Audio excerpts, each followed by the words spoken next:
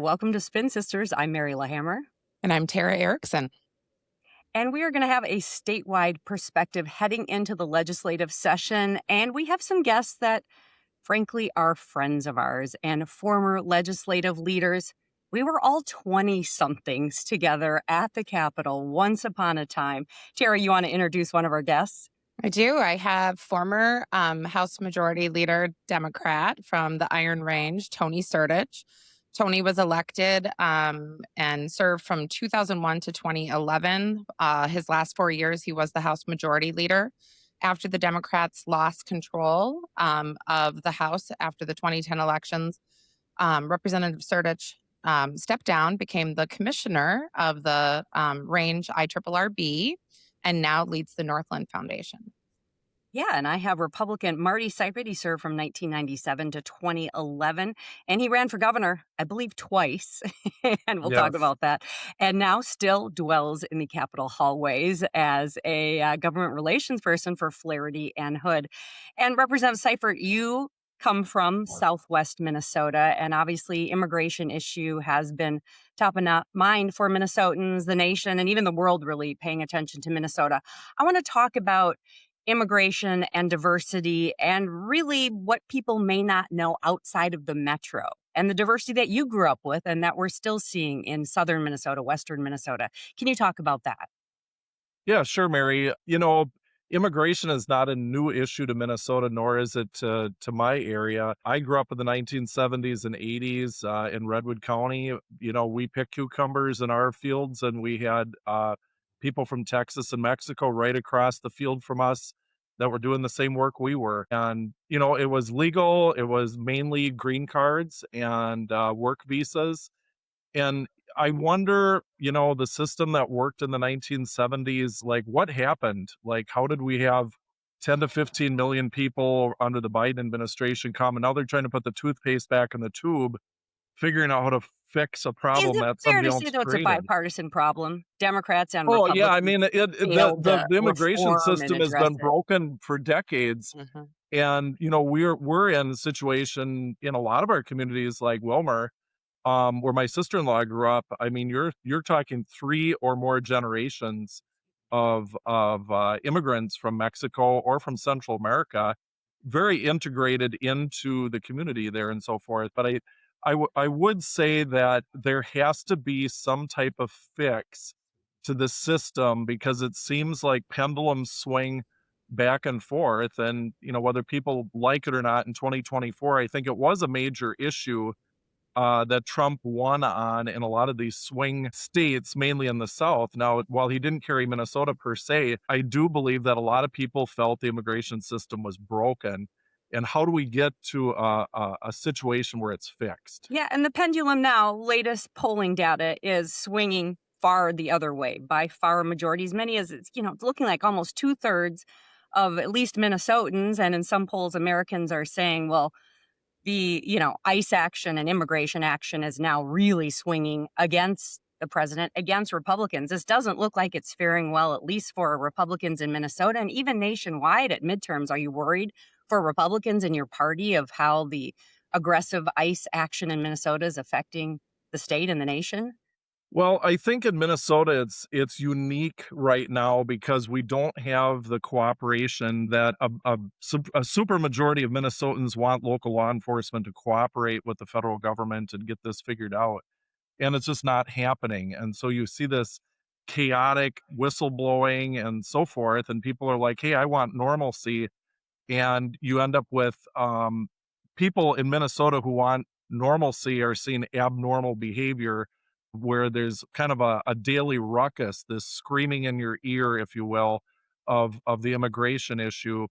I think that it will get figured out and resolved. I do believe that Tom Homan is working with the folks. I think the Hennepin County Sheriff is trying to develop a plan on releasing those that are in detainment or in jails to ICE, and I think they're getting that figured out. And I think it will get figured out here soon. So, Yeah. while Tara? it's a big issue right now as we sit here in early February, in 2020, nobody even knew what COVID was. That was the big thing in the election. In 24, abortion reared its head in June, and that was a dominant issue from there to the election. So I do believe that the issue is going to get figured out one way or another here in the next few weeks, and we're going to move on to other things.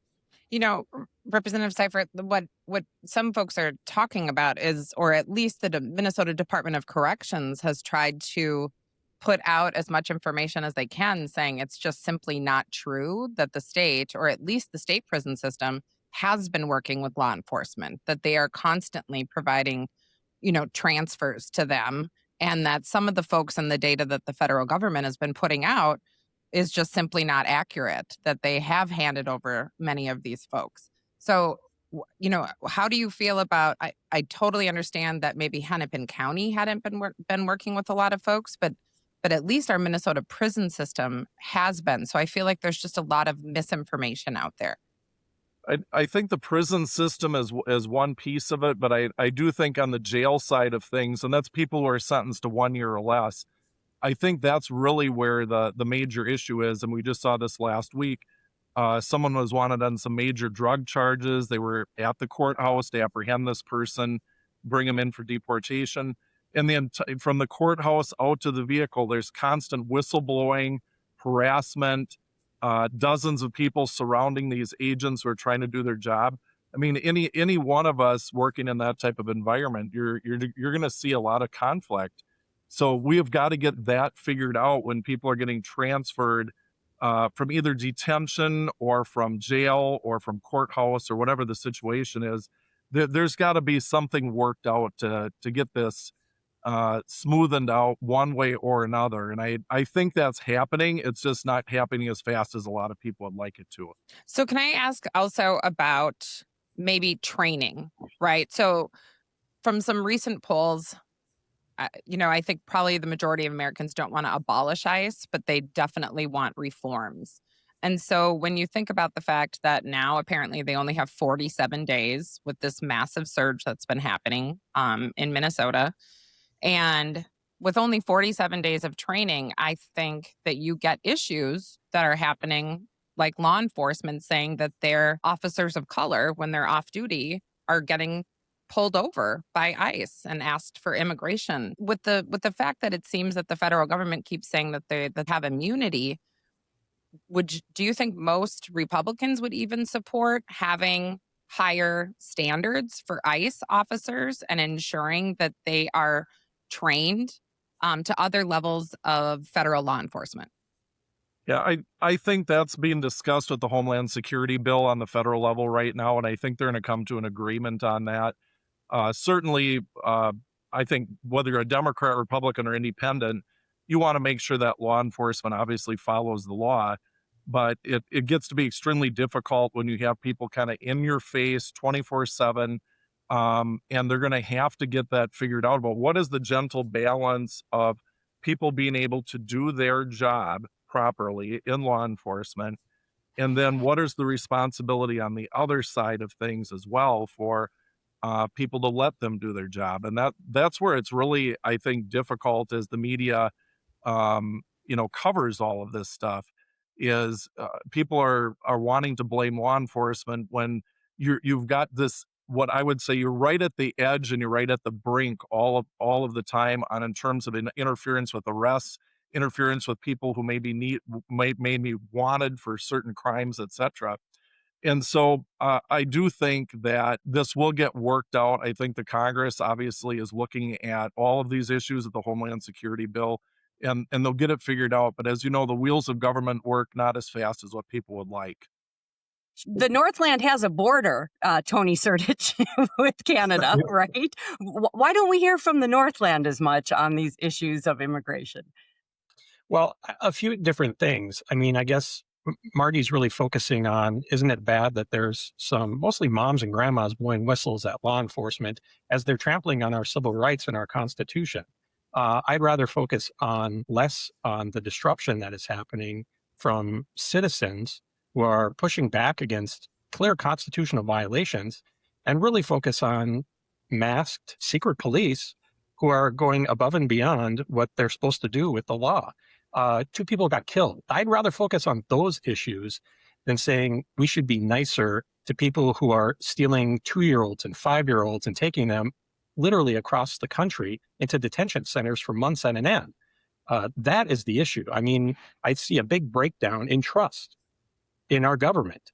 We are seeing with our own eyes, and that's because of the media and everyday citizens who pull out a cell phone and can record what's happening and seeing that what their government, what their federal government is telling them is a lie. And that, I think, is the breakdown that's happening here. And yes, there needs to be legal fixes to it, but let's just recall our federal government almost had a deal on immigration, and Donald Trump called the Republicans and said, don't make the deal. I'd rather it be an election issue. And I think that's the biggest issue going on right now is people want to make things election issues and not fix problems. And there is just no trust with our federal government right now. And that's why I don't just see polls, I just hear people. And this comes from northeastern Minnesota. We are a land of immigrants. Our immigration story in northeastern Minnesota dates back to the 1900s, when people from 43 to 46 different races and ethnicities came to northeastern Minnesota to mine, low-income jobs at the time. A very similar story that's echoing today. And people up north don't like masked people breaking down their doors without warrants, violating their First, Second, Fourth, 10th, and other amendments. And so this is going to be an issue I think that'll ripple. It's not going to get fixed when ICE goes away. And we don't know when that's going to be. This is going to ripple through not just an election, but our communities for a long time. Tony, Let me make just a couple points on that. Number one, it's a tragedy that anybody is dead in this situation or any others. But I would point out, in my district, when I was in the legislature serving with Tony, we had a bunch of kids killed in my district by an illegal alien who crashed into a school bus in Cottonwood, Minnesota. Just last year, we had 2 teenagers in Chippewa County, just to the north of Marshall, killed by a drunk driver who is an illegal alien. So we do have constituents who are looking at things like this. We're all children of immigrants, but frankly, most, if not all of them, were legal immigrants that came through in the right process through Ellis Island, etc. And so that's the issue of needing to fix this, making sure people are vetted, making sure that people are following the right process. And so to scotch over all of that, I think isn't doing due justice either. But it is true that President Trump said, do not pass this bill. So, I mean, do you feel like there is any room for trying to actually fix the broken immigration system on your side of the aisle? Because it seems I think there is. Yeah, I think there is. And I think first and foremost, it was secure the border, which the president, I believe, has done. You can't have 12 to 15 million people come in and flood into this country over a 4-year period and setting up camps in public parks, taking the little bit of housing we had that was available. People knew in their gut and in their brain that was untenable. It was unsustainable to have millions and millions and millions of people coming in year after year after year illegally unvetted. And that's why the election turned out the way it was. Now, people don't want to hear that now because of the situation with what's happened in Minneapolis. But that is the reality. If you back the clock up 2 years, people were extremely concerned about the floodgates being open, about the crime, about the inability to handle housing, the inability to handle medical care, the inability to handle some of the other issues that were popping up with lack of emergency care, etc. And they knew that if this continued year after year, millions upon millions, it was untenable. Let's So talk about it's got to be fixed, but you had to fix the border first, and that's done.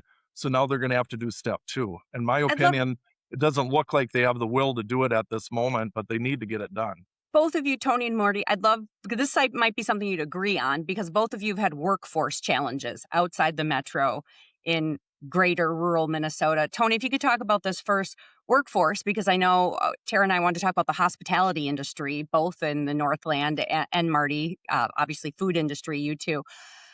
Immigrants were filling, whether legal or illegal, right, filling a lot of the workforce challenges. Tony, can you talk about maybe hospitality industry or other industries, tourism? I'm guessing tourism is down from Canada in light of a lot of this, but also some of the workforce challenges that might be going on in light of this immigration action and maybe some of the loss of workforce.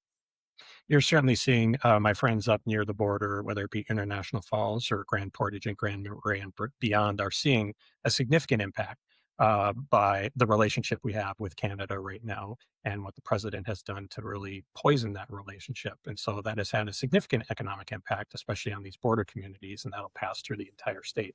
So- And yes, in the tourism sector, it's mostly temporary workers that you see, primarily on the North Shore. Yeah. But at the end of the day, we do have a workforce issue in Minnesota. We need more people, and people were doing these jobs, and we're being exploited at times as well. And so to put the onus on the people who are coming for a better life, I think is the wrong way to do it. Washington, D.C. can fix this. It is not by sending masked, armed secret police into the state. It's by sitting down and doing their job. And when people are more interested in keeping power and keeping an issue for the next election, we're not going to see a fix. Republicans are in charge of all branches of government in Washington, D.C. They could solve this tomorrow. And once again, it's not about Tom Holman being here. It's not about what they're doing in Minnesota. The issue needs to happen in D.C.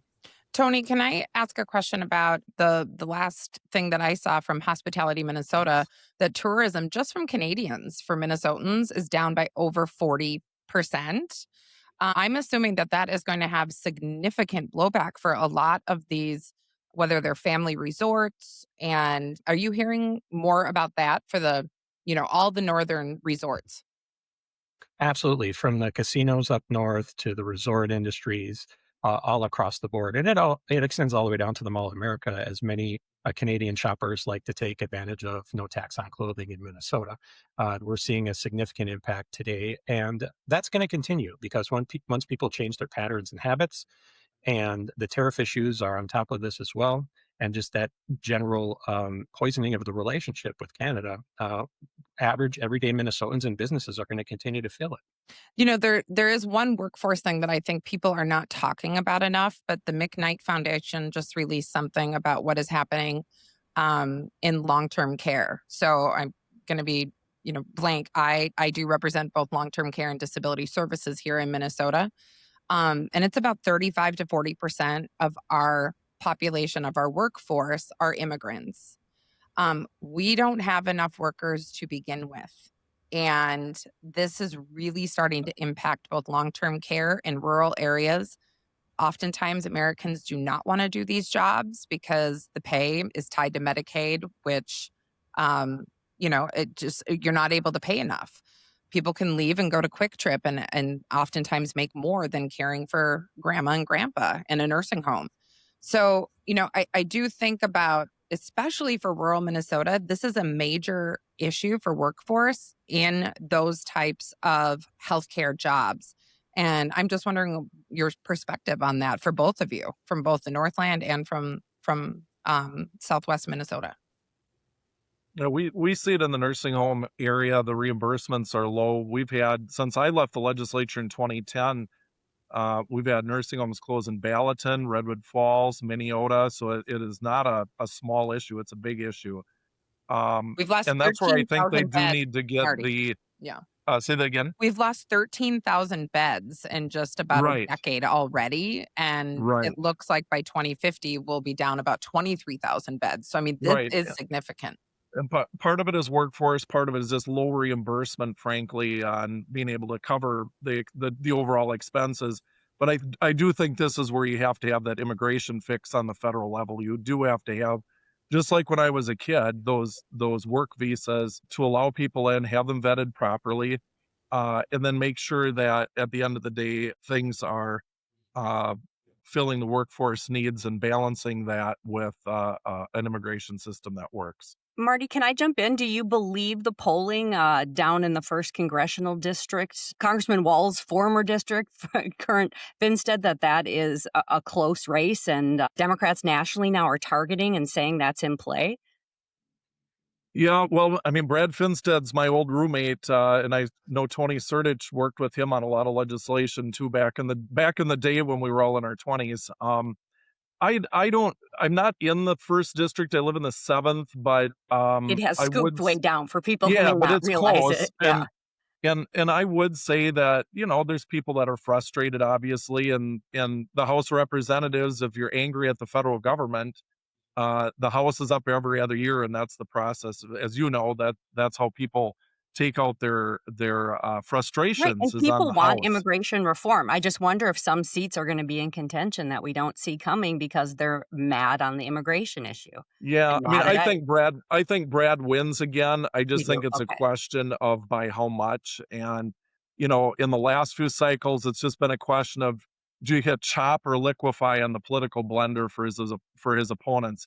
I think it's Could going to be more Rochester be chop a than problem though liquefy when this year. a transplant recipient is not, is not getting apparent meds and people are really mad in that area about the immigration action there? You're talking about down at Mayo Clinic? Yeah, Yeah, I mean, there's all sorts of different issues that pop up that will get exploited by the media, but to lay that all at Brad Finsted's right. footstep, I just think I it's just just a little wonder. And exploitive. Yeah. Northland not competitive anymore. Tony Sertich, is that not in play for I, Democrats? I don't believe this year, but at some point, Republicans are going to have to walk away from Donald Trump. I mean, you can only justify what he says and what he does so long. And yes, he was right on some of the symptoms maybe last year when he ran again about what is wrong. And I think many Minnesotans and Americans are just fed up with the status quo, really. And what he voiced was he's going to blow it all up. And that was appealing to some people. But what happens after that, what his remedies are after blowing it up, people aren't agreeing with. And what I'm seeing is Republicans all across Washington, D.C., no matter what Donald Trump says, no matter what he does, no matter how ugly, gross, or disrespectful it is, they just fall in line. And at some point, people are going to get fed up with it. And we still have, 8 or 9 months to go till the election. So I'm not going to say what's going to happen because I've been around politics long enough in Minnesota and the U.S. to say, what we think we know today, the only thing I can guarantee is it's going to be different by election day. Well, Tony, I do want to talk about, obviously you and I are both from the Iron Range. You're from Chisholm. I grew up in Eveleth, Minnesota after a short stint in the cities when I was a kid. It's obviously changed dramatically since both you or Representative Rukavina was there. Obviously a populist figure. I remember one time he was mad at me because I was working for a certain union and we didn't give him enough money. And I said to him, you could literally shoot the sheriff and run downtown Main Street, Chestnut in Virginia naked, and you'd still win with like 86% of the vote. Like, we're going to put our money somewhere else. So there's just been a really big change here. And from my perspective, the Iron Range voters, obviously extremely civic engaged, right? Very high voter turnout, St. Louis County and all of Minnesota. But they really voted on bread and butter issues, maybe other than my grandma and a few of her friends who were just very anti-choice. But most of them voted on bread and butter issues. And from all of my friends up north, who, know their politics, obviously, they really seem to be voting on those social issues more than bread and butter issues. And that's just my take on it. And I'm just kind of wondering what your take is and what you've seen from friends on the other side of the range. Sure. Well, I see a few different things happening, actually. What's interesting is in the last few election cycles, if you go back to like the primaries of presidential elections, you had a whole bunch of people who supported Bernie Sanders. And their second choice after Bernie Sanders was Donald Trump. And once again, I think it falls back to that populism and that focus on economic issues and blowing up the current system. And I think that is the one challenge that Democrats have in Minnesota is we've been in charge so long of state government. If people are saying that some things aren't working, we're the ones to potentially blame for that. And we're there by default, then the defenders of status quo. Same in Washington. Say what you want about Donald Trump. I only agree with him, I think, on one issue, abolishing the penny. I'm very glad he did that. Beyond that, not too much. But I also agree the status quo is not working. Washington, D.C. and in Minnesota, we have huge issues. And I think on the Iron Range, right now you have two taconite mines shut down. It's all about the economics and who is speaking to those issues in the long term. It's not the Democrats, but it's also not really the Republicans either. But the Democrats have been in charge for a long time. And so I think that populism piece and less about the social issues is the challenge that people are facing. I think the one thing most Minnesotans could agree upon is so many people feel like they are unseen, unheard. For and sure. It doesn't matter where you go. Mm-hmm. And I think you can put Iron Rangers in that bucket. And they're not hearing a lot from politicians across the political spectrum about what can help in our rural communities. So I do want to bring up the fact, about just our broken political system. So Tony, I mean, I've talked to you about it repeatedly. Mary's heard me talk about this ad nauseum. I had, been lobbying for many years, and quite frank, I loved my job. And Citizens United happened, right? And so money in politics has always been there, but in 2010 when that happened, I just remember saying how bad this was going to get. And it really did. It just within 5 to 6 years, there was no process anymore. It was about dark money maybe going to one caucus to stop a bill that people could pass overwhelmingly bipartisanly in one body. And I think a lot of that has also, the money in politics has also contributed to the breakdown of the process. Since you guys were there, we really do not have a process anymore. There are really no conference committees. Everything Yeah. is done behind closed doors. Yeah, we should let Um, Marty get in on yeah, this no, 'cause and I he's do. up there I right just, now. Yeah, I he want sees both of your take how on behind closed doors. how bad our political process has broken down. Is it money, which I believe most of it is, but just also the process of how that building should really work in a more transparent and accountable way. You want to take it first, Marty? I've Yeah, talked a lot. I can, Tony. I agree 100% here. I mean, when I chaired state government finance, just to give you kind of an insider look at it, and I had Lauren Solberg from Tony's area on my conference committee, and the Senate had people like Jim Vickerman and good people from all sides, and we had an open conference committee. I had Sheila Cascaden, who was I'm so old. I remember when she was a Republican Republican to and, independent. Yep. and from Yep. Rochester, and then she was an independent. And they gave her the chair of state government finances, kind of for switching caucuses in a way.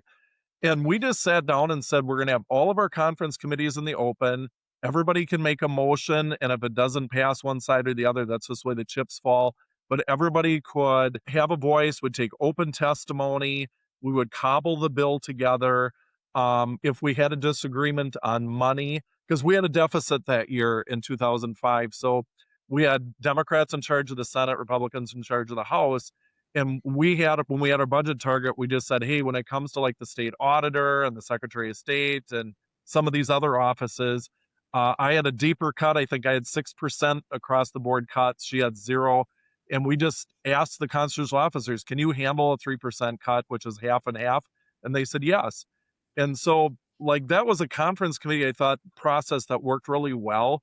And I just look at it now, since probably, I don't know, like the last 8 years, let's say, like there's hardly any conference committees. Like Ann Rest, I think, who's old school, and Greg Davids is old school, had it on taxes, but otherwise it's leadership kind of writing these bills behind closed doors and really shutting out rank and file members. And it's bad for democracy. It really is. And it is And both sides. I want to say yeah, that Yes, it doesn't matter absolutely. who's in charge. It is both Yes. sides. Tony, do you want to weigh in?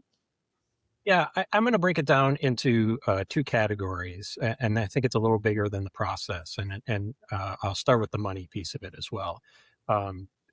Way too much money in politics. That's the easy part to say, right?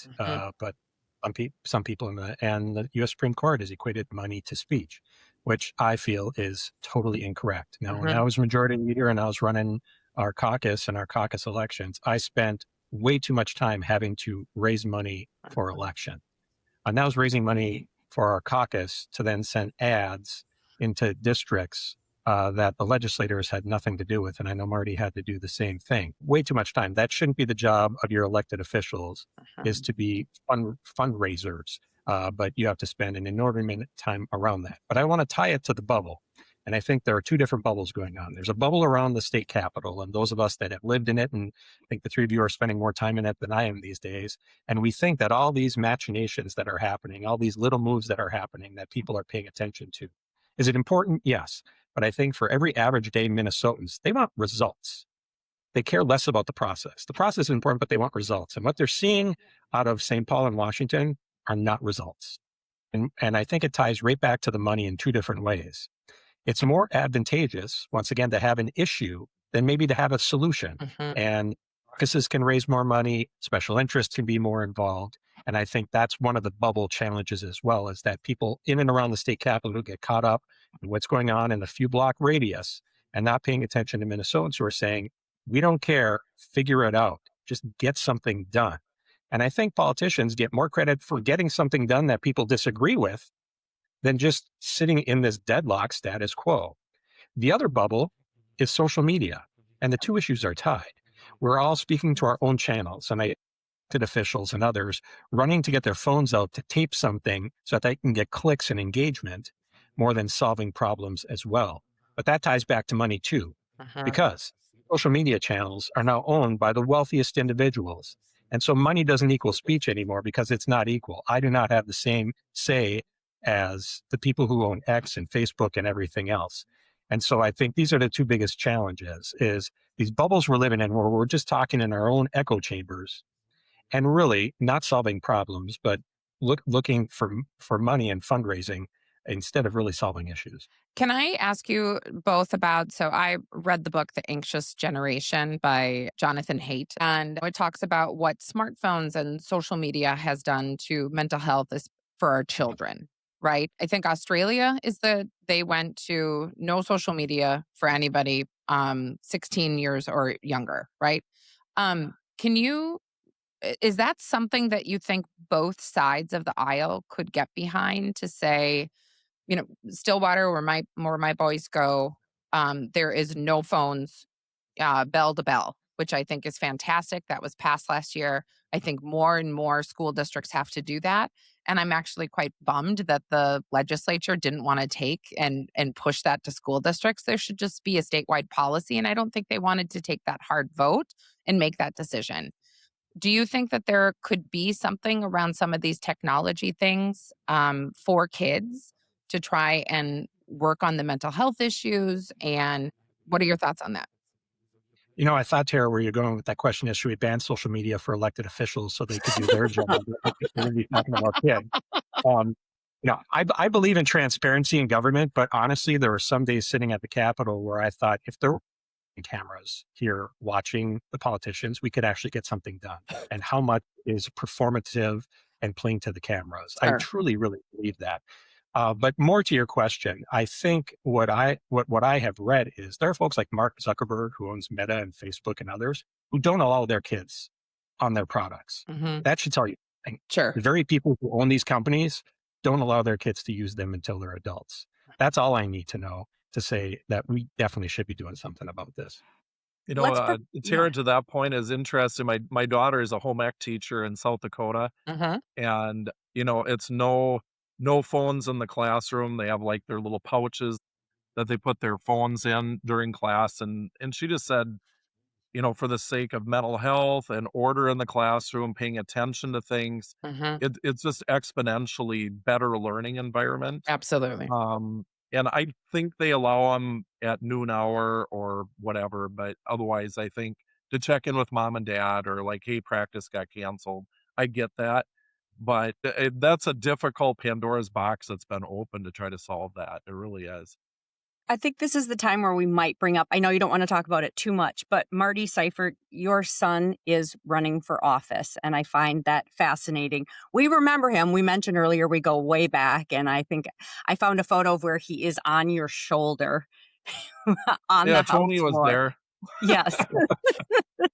um, I find it fascinating because we've all talked about how difficult and toxic the environment is, and that he wants to be part of it. Can you just talk about that part? We don't want to get him elected or anything, but that he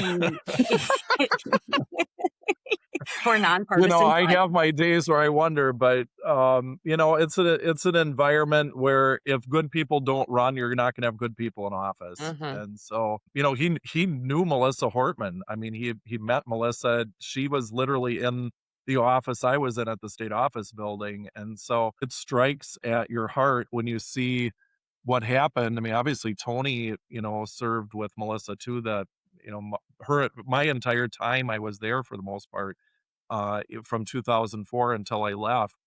And then you wonder, like, do you want your family? Do you want your son in that environment Hmm. of of literally a dangerous situation. And I've always wondered about um, the security or lack thereof at the Capitol. You have to have the balance of the public getting in there, the sixth graders being able to tour the Capitol. But I did wonder at times, like, this is really, you feel very vulnerable sometimes being a legislator, and people would sometimes scoff at that, but it's real. It got very real last year. So I look at it from the perspective he wants to serve. He's about that age that Tony and I were when we first got into office, in your 20s, and you're idealistic but realistic, I think, in his observation and his life story of sorts, but way smarter, way better looking than me, so he's gonna have no problem getting elected. And I believe your wife said that he got her hairline. So Yes, correct. Tony, can you talk about Melissa too? Her name came up, and I know you served with her, and it's one of the reasons Tara and I launched this podcast when we were struggling with that loss and trying to find the good and good people and smart people to talk to. Yeah, Melissa was one of the good ones, and I was very fortunate to serve with her when she started as kind of a rabble rouser, an anti-authority figure, and then moved her all the way up to the speaker. And I had conversations with her towards the end of her time being speaker, saying, how would you have dealt with Melissa Hortman, the one who came to the Capitol early on, the troublemaker, and once again, talking about people who just want to get stuff done, and not the word stuff, something probably a little saltier than that. She was always focused on getting stuff done. And that's what I most appreciated about her. And running a caucus, as Marty, I think, can attest to as well from being a leader, it is truly herding cats. And there are only few people who know kind of the stresses of how to do that and how to be in relationship with many different egos at the same time. It's just so challenging. And my heart continues to break for her family, because she truly was one of the good ones. And we're seeing a lot of retirements this year out of the legislature, and that's always bound to happen. But I think what's going unspoken, if you look at the profile of the people that are leaving, and many of them may not say it, I think what happened to Melissa and her husband on that day, and the Hoffmans, is certainly factoring into people's decisions not to serve. Absolutely. Yeah. There were a few names I wanted to talk about because some of them are the get 'em dones. Ann Rest already came up as one of the people who gets things done.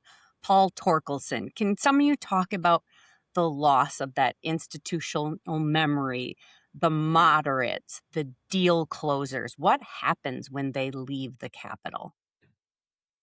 I don't think you have to be a moderate necessarily to be a deal maker. I mean, Marty and I did deals, and other legislators from the political spectrum. I think it's just a matter of a philosophy of get a half a loaf today or make some progress on an issue, and that everybody comes down there to serve, and they all have their own purpose for coming down there. And once again, I think we're in an era right now, and I'll go back to social media and otherwise, where getting clicks, getting likes, being in your tunnel is more advantageous than actually getting something done.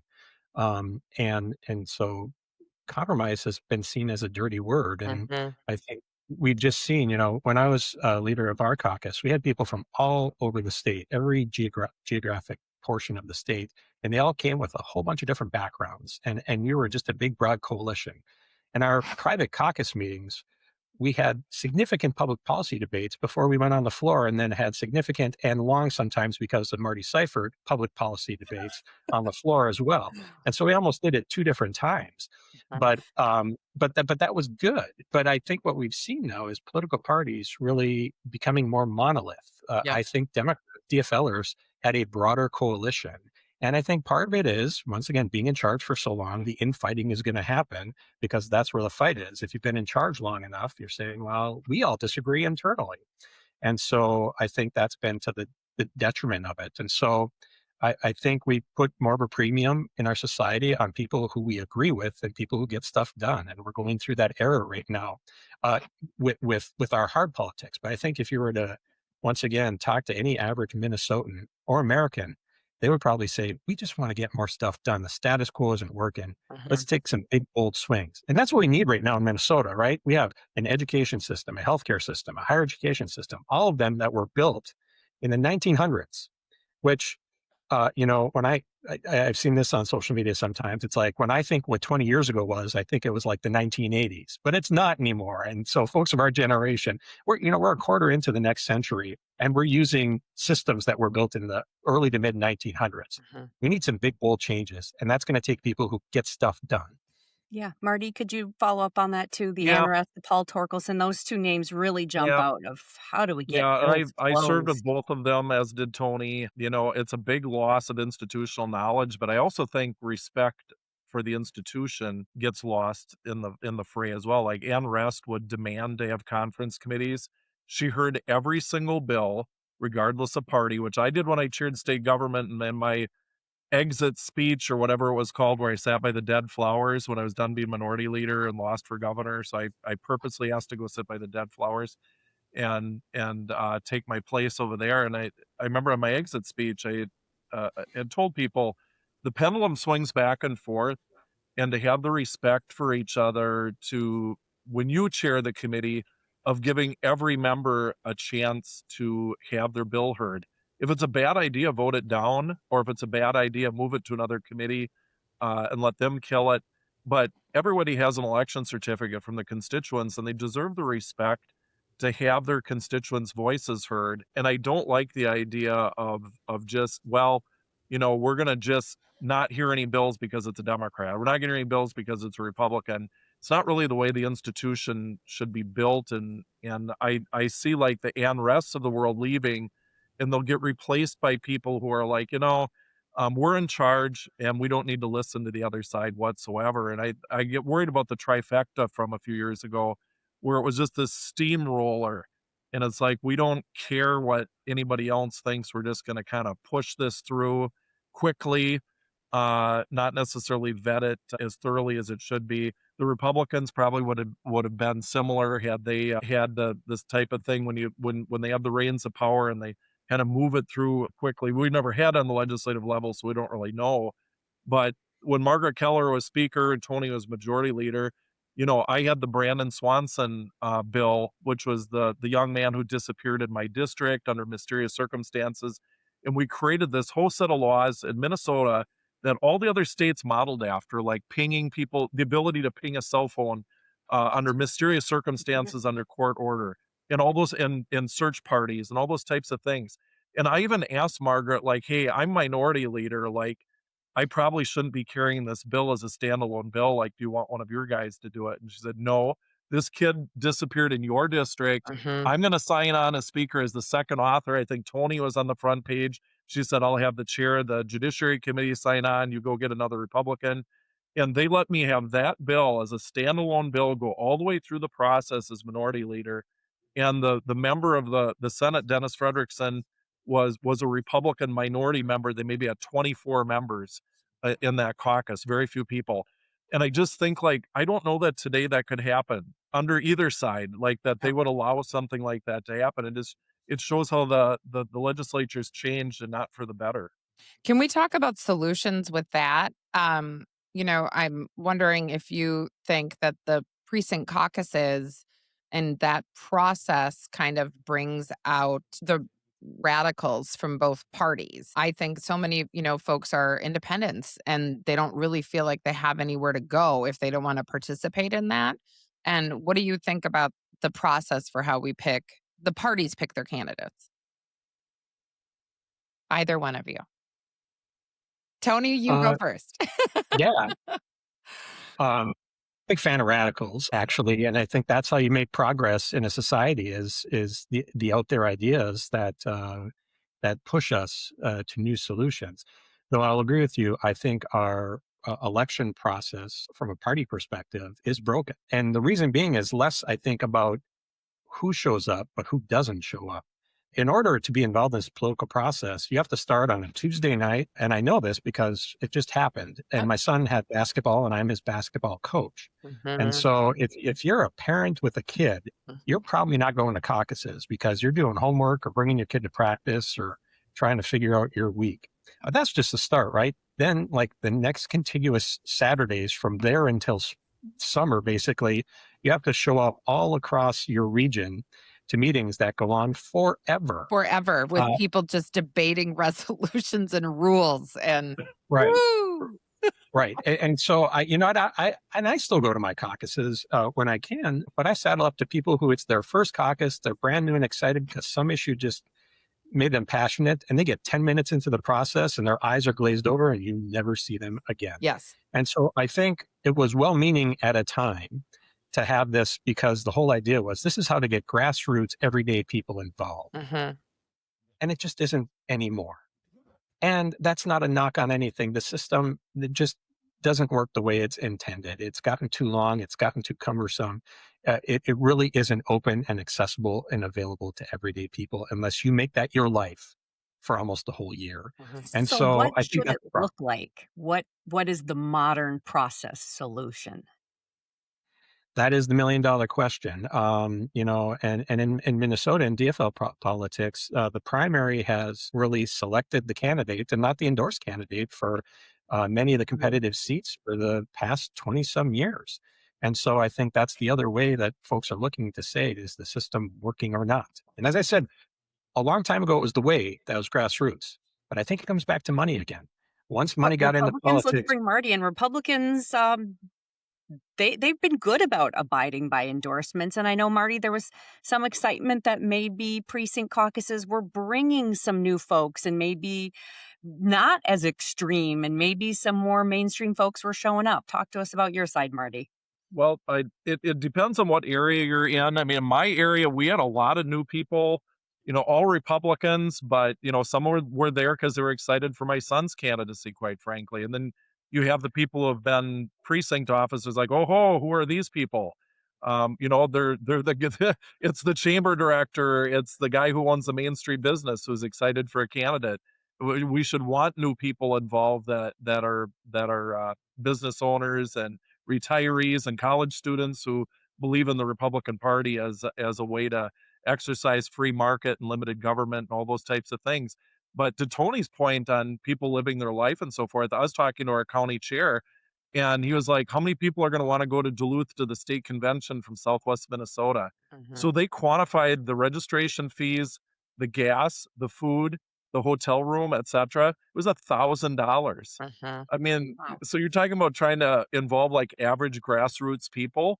That's a lot of money for just an average person to say, "Hey, I want to be involved in helping pick the governor candidate or the Senate candidate." At the end of the day, on the Republican side, I do believe the endorsement probably means more in terms of success in the primary. But I think on the DFL side, it's going to be fascinating to see. I believe Peggy Flanagan will probably be endorsed. That's just my hunch. I'm not part of the DFL mechanics there, but Angie Craig has a lot more money. And so it'll be very interesting on the primary side, really to see what weighs one way or another in that primary, because I do believe it'll be the endorsement. But in a credit to the lieutenant governor, I've seen her out in my area talking to local Democrats. I really haven't seen Angie Craig much in terms of engagement with like the local DFL county parties and so forth. So, there is something in the caucus system that does force you to put a team together, to work hard at that grassroots level, and work your way up through the process. I mean, there is a place for the caucus system. I don't know if it's necessarily to always render endorsements if you'd have an early primary. It's just really difficult. Like Tony said, what's the $1 million question of how do you solve this issue? And nobody really seems to have a good solution. Hmm. Marty, I think at the end of the day, right now, it just needs to be a shorter process, and the only way you can shorten the process is having an election sooner, or a primary sooner. yeah. And so that I think is the biggest piece. That'll get more people involved, and I think at the end of the day, that's what most people want, is more people involved in that process.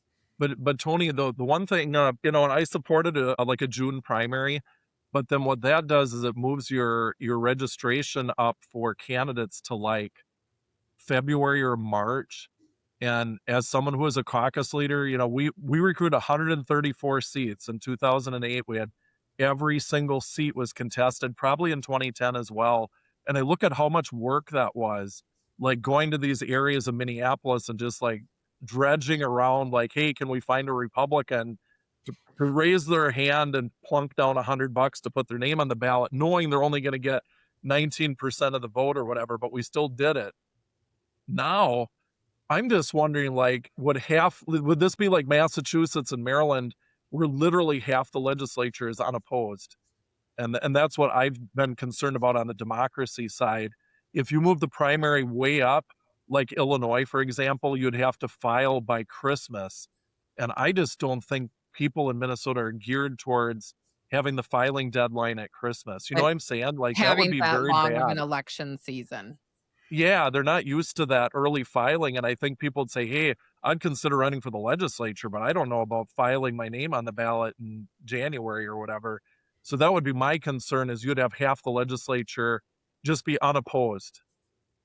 You guys, we were talking about solutions earlier, and obviously just the kind of the breakdown of the process, conference committees. Do you think that there, could be a bipartisan solution to that, where Democrats and Republicans could put together a set of a structure to say everything has to be in the open. This is when this is when conference committees, a deadline for that should be. Do you think that that could happen, or whoever has control of the body is just like, no, we just want to control that?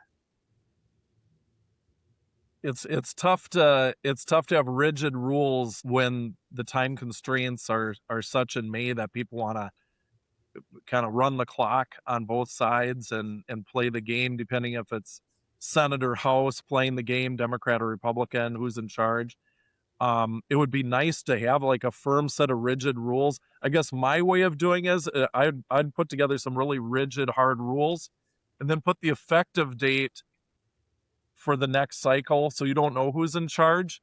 But as Tony knows, the rules are adopted in the next cycle, so it'd be really hard to do that unless you do it by statute. Okay. Unfortunately, it's going to take voters to demand those Mhm. changes to hold Mhm. elected officials accountable. And once again, they're not excited with the results, let alone the process. And so I just, sorry to be a wet blanket here, but I don't see a foreseeable future where it's going to improve until the voters demand it. Do you You're think such a that it's realist. because of how bad our information is? I mean, I know that traditional media is really vilified a lot. I personally think the Star Tribune has done a very good job over these last couple of months of kind of highlighting and showing what is happening across the state. But do you think it's because people have no time, honestly, it seems, for information that kind of isn't in their algorithm, and it's about 12 seconds of information instead of really digging down and Right, and trust breaking down. I think somebody mentioned that. absolutely. And if you see this latest poll, did you see the breakdown on where people get their information? It's so fragmented, and people wanted their information from video clips. That's what they trusted in these ICE shootings, were the firsthand video clips. Wow. Yeah, I just think there's so much distrust with government, distrust with like mainstream media, being that a lot of people don't trust one side or the other. And so you have this gravitation of CNN or MSNBC or Fox News. And as you said, it could be algorithmic in terms of Facebook or Twitter or whatever, but it's also people self-select on what media they're watching on the national level. And so you just have people that will only get their news from CNN, and they totally distrust Fox, or vice versa, depending which side of the aisle you're on. And so you have this bifurcation of people that don't even believe the same reality.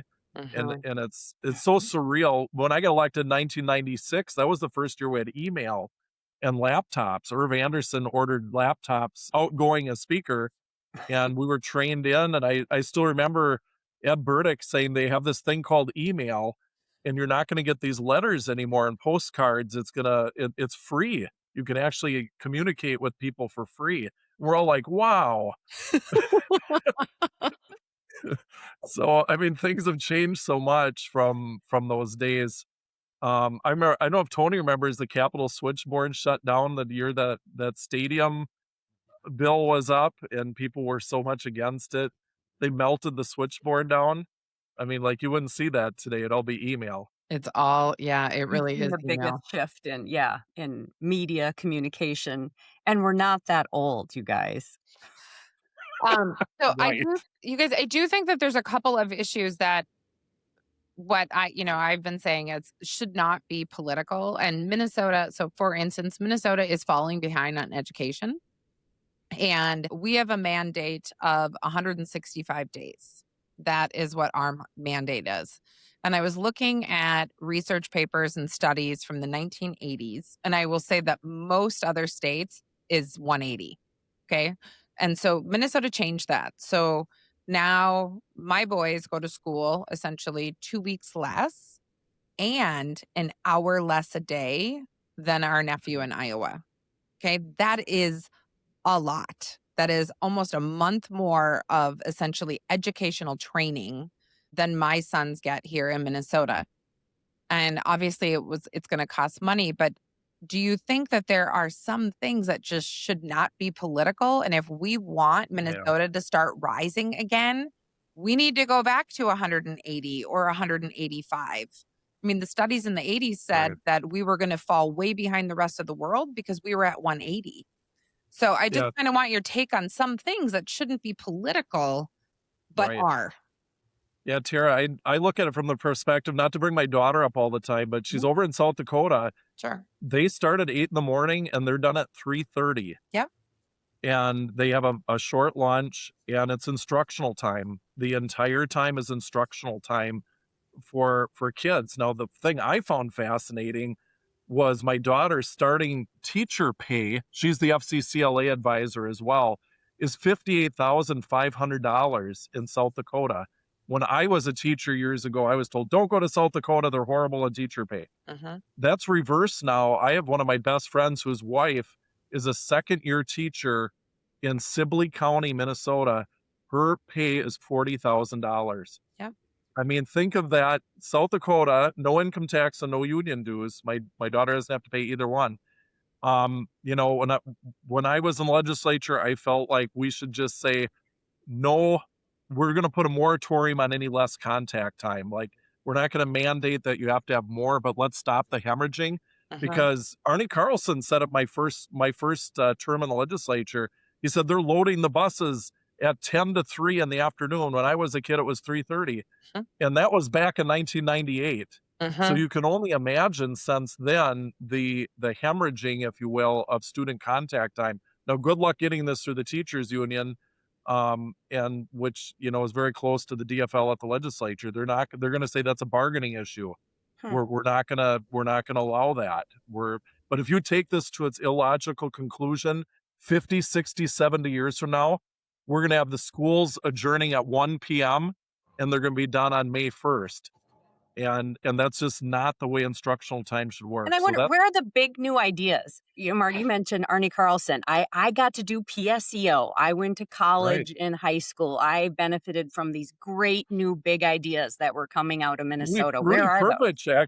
Rudy Perpich came up with a lot of the school choice and charter school stuff, and he paid the price by not getting endorsed by Education Minnesota in 1990. But Mary, you're right. Perpich and Carlson, both, old time, I would say moderates of each side, Right. came up with these big education ideas, but they had to go against the teachers union to be able to do it. Tony? I think if we look at our state budget, most of the money is in formulas. Whether you're talking about education formulas, healthcare formulas, transportation formulas, you name it. And that's the dirty little secret. The status quo wins, and it comes back to money in politics. Most of the money in politics is to maintain what is currently the systems in place. Yep. And Marty put on the teachers union, but it is the Chamber of Commerce. It's everybody else. People spend money to maintain the status quo. And Mary, I think your question hits on the head. Minnesotans are hungry for new ideas. We're working in systems. You guys are talking about the length of time. Let's talk about what we're being educated on. People are talking still about reading, writing, and arithmetic. Yep. That's cute and quaint, but we're in the era of AI, and you need financial literacy, media literacy, and a whole bunch of other tools to survive in the future, not to look backwards. And so Minnesotans, I think, are hungry for these big ideas. And if we have politics that are paying for politicians who are going to maintain the status quo, we're not going to get there. And that's what I think has been appealing over time in Minnesota, and where we have that streak of third-party candidates and the Rudy Perpiches and the Arnie Carlsons, and the Paul Wellstones and everybody else who have that independent streak in them to say, we're going to cut big and bold ideas. And we might not always get there, but we're going to be a part of that conversation. The other thing we haven't talked about, we've been speaking for an hour and we haven't mentioned fraud. Yeah, it's a big thing. It's I'd a love really to talk big about thing. it from now until November, Mary. I'm- I But are think, we shocked it hasn't come up because all these other issues have kind of right, eclipsed it? right. Well, I Well, think I think in the Marty wants. I legislature, think it's Marty gonna, wants to talk about it because that's all his party wants to do about it, and I think that's the biggest challenge. Is they no, haven't been that's in not charge in a true. long time, and they want to hold hearings and they want to say, "Look at what's going on over here." But at the end of the day, we got to do something about it. Mhm. No, And we need to it's do not. something about it. And I think that the legislature has to do something this session. They have to be compelled to do an inspector general bill with real teeth. Hopefully the Senate bill gets brought up and the House actually passes it and Walz actually signs it. It got stalemated last year. The Senate passed. I think there were only like 4 votes against it last year. But they also have to be on the front side of this as well on making sure this doesn't happen to start with. Like, it's great to have inspector generals mopping it up later, and attorney generals should do more. The Justice Department should do more. That's all great. But at the end of the day, people are robbing us blind on the front end. We should figure out how to stop it on the front end, and verification processes and all these things that are really, like Tony said, big issues, big ideas to solve them. And I just don't know if the legislature is going to have the ability to put down their swords and say, we've got to solve this. This is a big deal. And I feel like it will put things like the bonding bill in jeopardy, because the Republicans will say, not a penny more for anything unless we get our arms around the fraud issue. And so there might not be any supplemental spending. There might not be any bonding, because they're going to say, not a penny more for anything, Yeah, because it fraud could is so out of derail and control. lock up everything. Yeah, it Potentially. could derail everything. A couple of years ago, I was really trying to push a number of wealthy, at least Democratic donors when we had a lot of money, much of it obviously federal one-time money. And I said, our technology systems for the state are horrific and they're so old. And our software systems are patched together with new fixes. They are, some of them, from the 1980s and 1990s. And people need to push that when we have some of this one-time money, that we use it to obviously update our systems so that DHS's systems talk to MDH, talk to Dolly, talk to Deed, and all of this works together. There didn't seem to be an appetite because the costs were going to be really, the costs were going to be really high. But I really believe that that is something that the state needs to look at to say, if we want to deal with the fraud on the front end, we have to have systems in place and software that can find this stuff right away. The other thing I will say is that I'm really glad that they've started breaking down DHS into it was too big. It was far too big.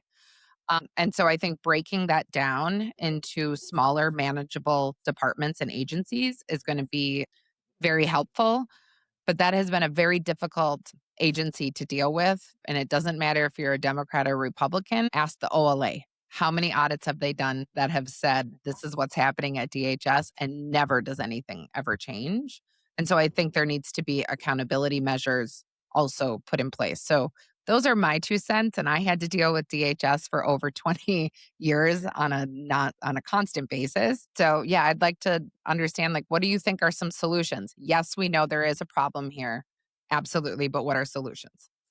It is absolutely going to take some investments in money, Tara, like you said, to fix systems. But it's going to take the legislature to partner with the executive branch of government.